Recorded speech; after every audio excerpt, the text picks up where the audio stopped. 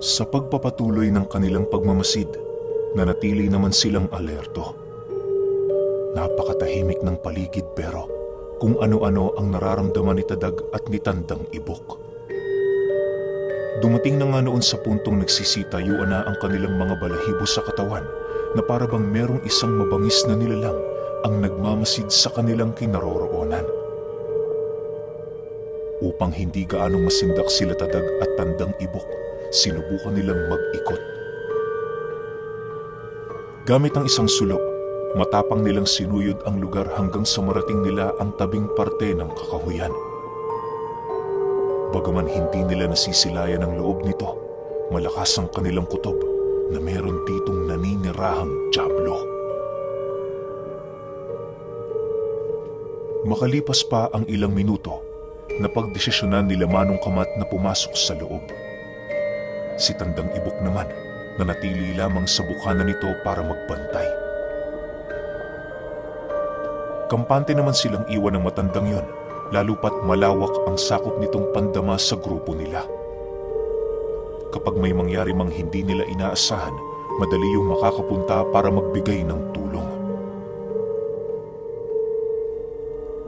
Sa pagbagtas nila ng daan, maigi naman nilang pinagmamasdan ng buong paligid.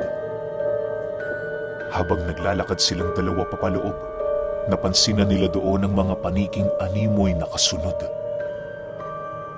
Hindi naman nila ito gaanong pinapansin, gawa ng ang buong akala nila, ordinaryong hayop lamang ang mga ito.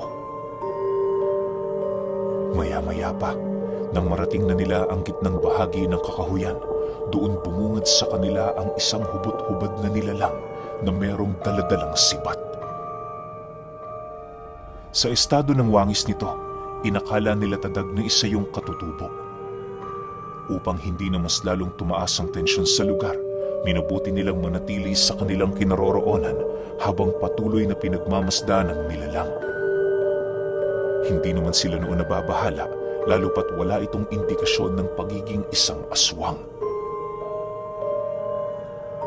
Paglapit nito sa kanila, agad naman itong ibinaba ang dala nitong sibat habang patuloy sila nitong pinagmamasdan. Unti-unti na ding napanatag ang kalooban ng nilalang, gawa ng hindi nito nakitaan ng panganib sila Tadag.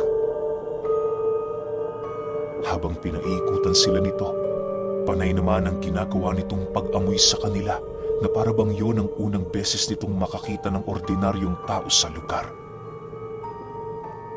Sa pagbalik nito sa kanilang harapan, narinig naman nila yung nagwika ng,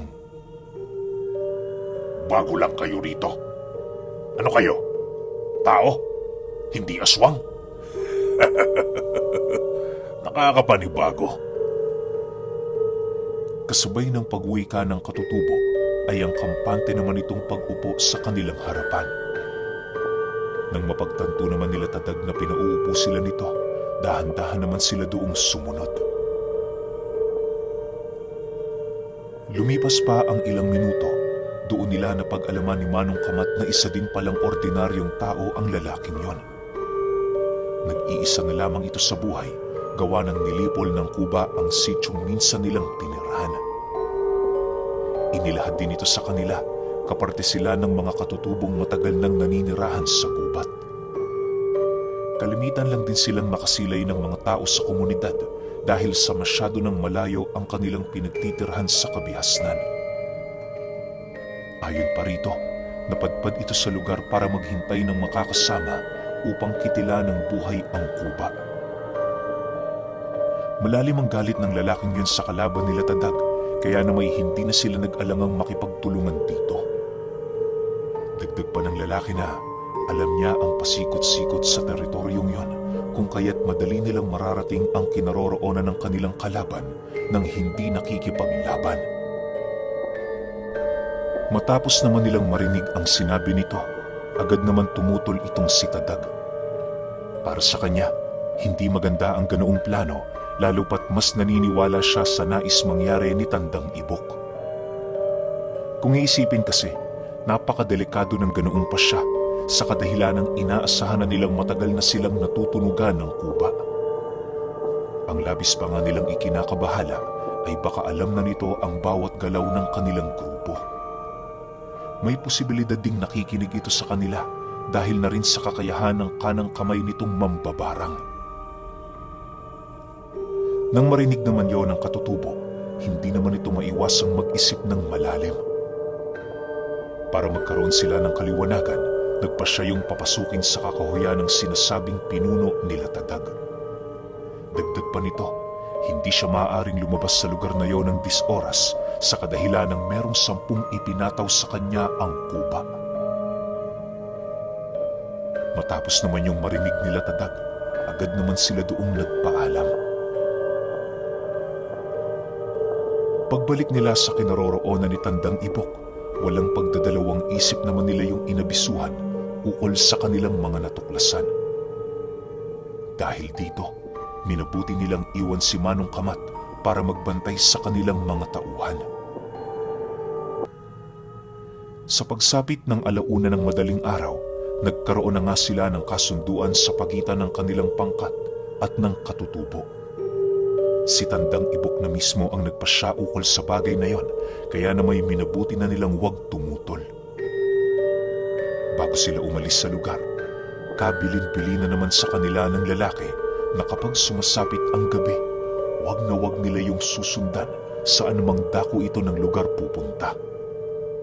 Mariin itong inilahad sa kanila, kusa yung nagbabagong anyo tuwing lumalaganap ang kadiliman sa paligid. Sa panahong isa itong demonyo, hindi yun gaanong nakakapag-isip kung sino ang kakampi at kung sino ang kalaban. May posibilidad din silang mapatay nito kung hindi sila mag-iingat. Nang malaman naman yun ni Tadag, inilahad niya sa katutubo na wala yung dapat ipagkabahala sa kanilang grupo. Anya, nagsanay sila sa oras na yon, kaya na may hindi sila mapipigilan ng ganoong uri ng banta. Dagdag pa nito na, lahat ng makakatulong sa kanilang paglalakbay, bukas palad nila yung tatanggapin para magtagumpay. Matapos naman itong marinig ng lalaki, mumisilang naman ito sa kanya habang sumasagot ng, "Yan ang gusto ko. Marunong makipagpatintero kay kamatayan." "Panghahawakan ko yung sinabi mo. Kaya magmula sa oras na ito, hindi ako mababahalang sapian ng demonyo. Bukas magkita-kita tayo rito." Matapos nitong makapagsalita, agad naman itong tumalikod sa kanilang kinaroroonan para bumalik na sa looban ng kakahuyan. Sila Tadag naman noon, minabuti nang bumalik sa kanilang pangkat para magpahinga.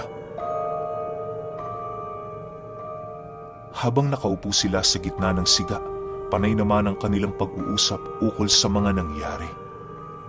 Marami man ang palaisipan ukol sa katutubong yon, minabuti nilang yon ay pagkatiwalaan. Ayon kay Tandang Ibok, na bagaman mapanganib ang bago nilang kaibigan, wala silang magagawa.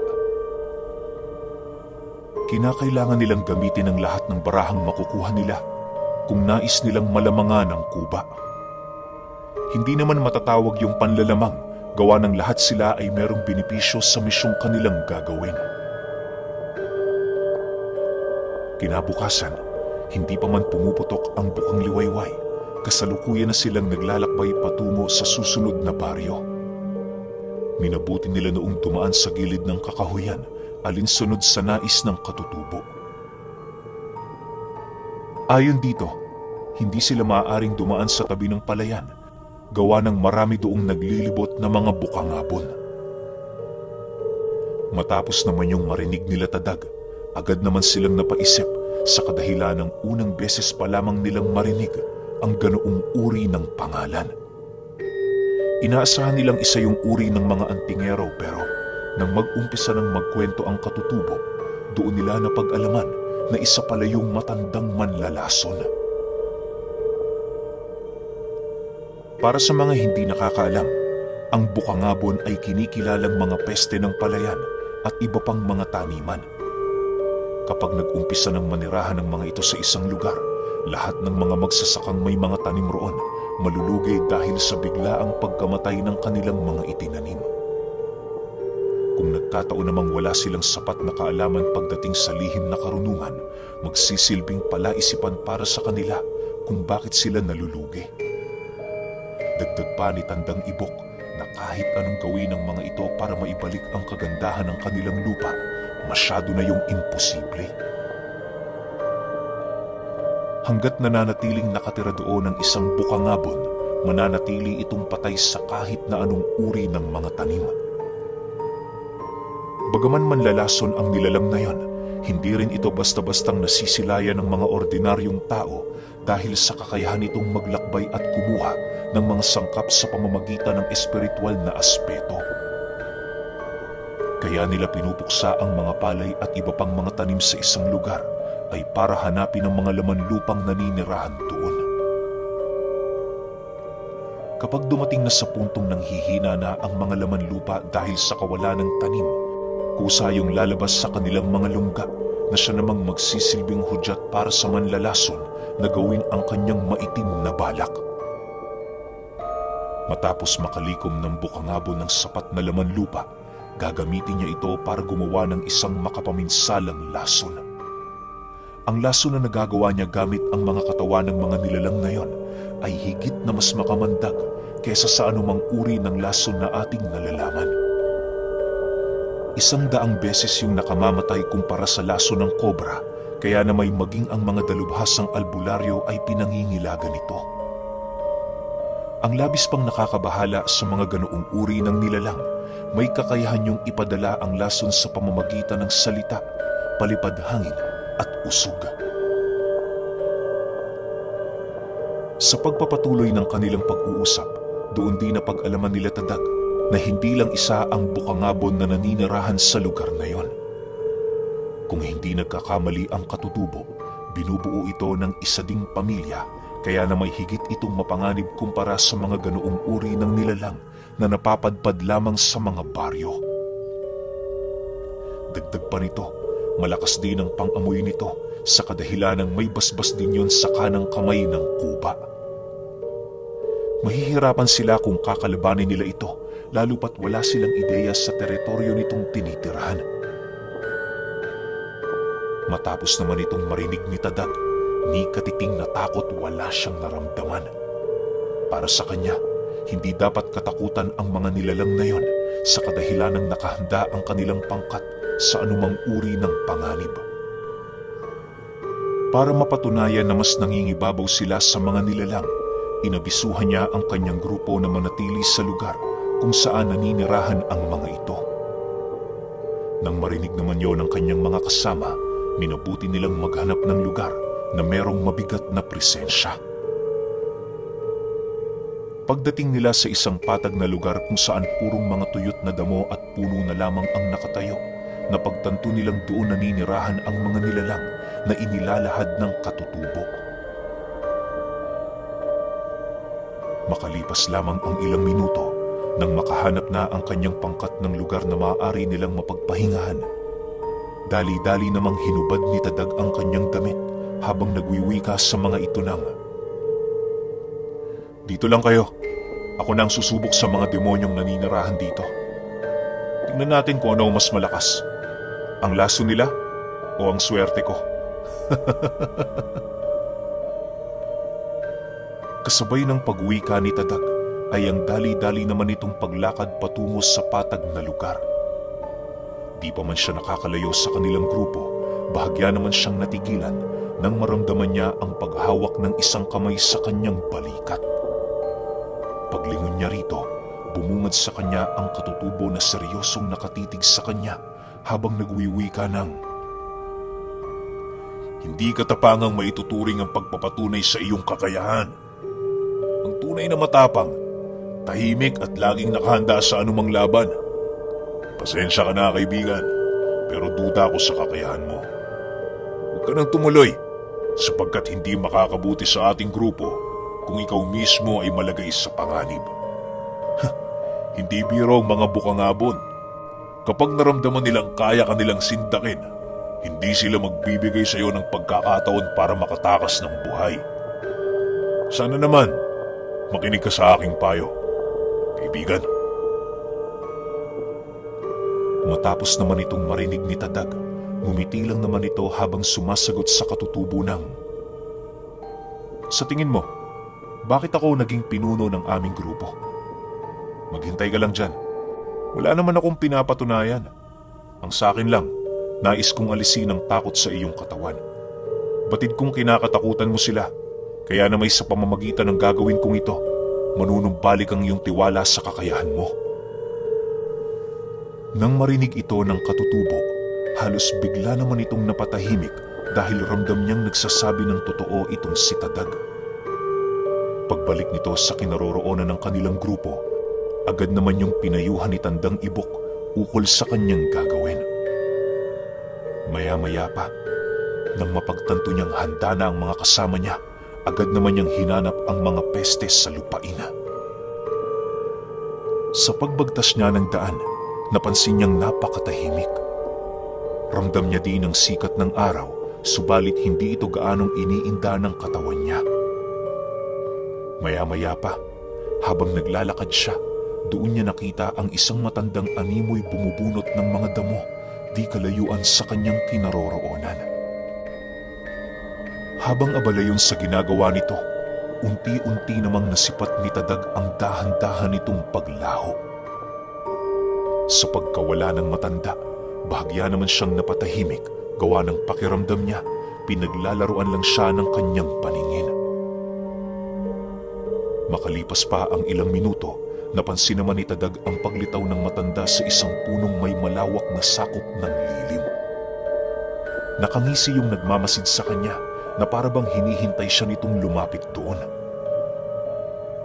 Matapos naman niya yung masilayan, kampante naman siyang naglakad papalapit habang nakahawak ng mahigpit sa kanyang latigo.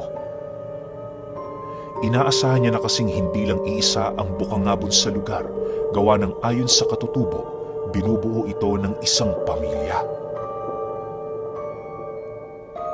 Maya-maya pa, paglapit niya sa kinaroroonan ng matanda, doon bumungad sa kanya ang dalawa pa nitong anak na lalaki na nakaupo sa itaas ng puno. Nakangiti din yung nakatitig sa kanya na parabang kampante ang mga ito sa karunungang tinatanga nila. Si Tadag naman noon, nananatiling nakikiramdam lamang, naghihintay ng pag-atake ng mga nilalang. Maya-maya pa, nang hindi na niya maatimang pagtitigan nila, kampante naman niyang tinanong ang mga ito ng, "Hanggang kailan niyo balak manirahan dito? Hindi niyo ba nakikita ang paligid niyo? Halos wala nang tumutubong mga damo."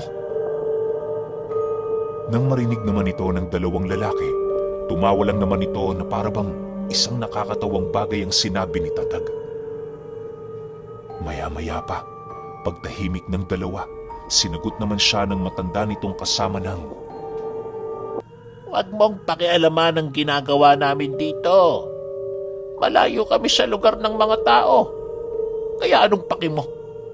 Tsaka isa pa, masyadong maraming laman lupa ang naninirahan sa lugar na ito.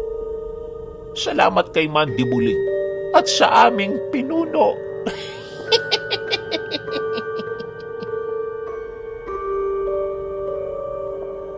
Kasabay ng pagwika ng matanda ay ang pasimple namang pag-ihip ng dalawang binata sa kanya. Nang masipat naman ni Tadag ang ginawa nito, agad naman siyang napaatras habang taimtim na nagtataas ng bakod at puder sa katawan. Sinabayan niya din yon ng pondo at pamayong nang sa gayoy kapag nalagay siya sa alanganin, magagamit niya ang aral ng espada ng Arkanghel, kalakip ang basbas ng kaptan. Sa lahat kasi ng abilidad ni Tadag, yon ang subok na niyang kinakatakutan ng kanyang mga kalaban. Bagaman may epekto ito sa kanyang wisyo, nasisiguro naman niyang mamamatay ang sinumang dinapuan ito. Matapos ang pangyayaring yon, agad naman niyang hinugot sa kanyang bewang ang kanyang latigo, sabay hampas nito sa lupa. Paulit-ulit niya yung ginagawa habang nagbabanggit ng mga buhay na kataga.